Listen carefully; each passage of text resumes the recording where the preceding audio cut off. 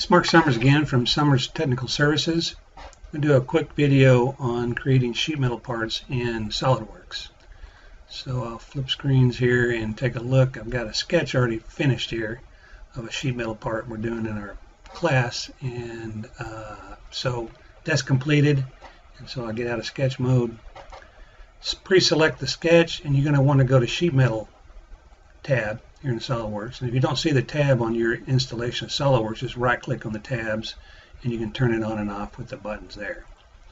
So once I got sheet metal tab going there, I pre-selected the sketch. First feature is always a base flange tab, and you give it basic information about the material thickness, K factor, and your bend relief, and you say OK. So once you make that first base flange, it also creates a sheet metal tab at the top that contains all the information about your sheet metal part.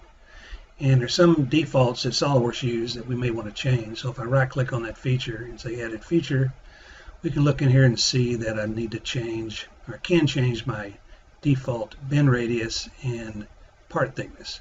So you want to set that here and also check your K factor. So we'll use those default parameters from the last time I made a part. Say OK. Now we're ready to do the second feature, and we're only going to talk about one feature after the first base flange tab, which is edge flange. So we're going to call it pull flanges, and has lots of other options that we're not going to go over today, but this is very lots of varied functionality that's available in SolidWorks. So I'm just going to do a plain edge flange. And I'll grab the far edge here where the sharp corner would be, and I just click it and pull it, and pull a flange.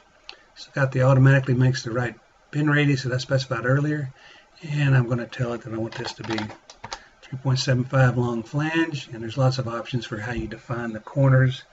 I'll leave the defaults. You can change the angle and say OK.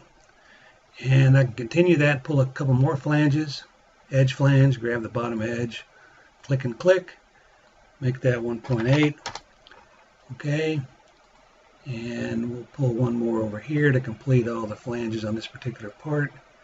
We'll pull that edge out this way and make that 3/4 of an inch. So now we've got our 3 flanges and we've got our part. And so you can go ahead and add the holes, champers, other features like that using the regular SolidWorks feature commands that you're all used to.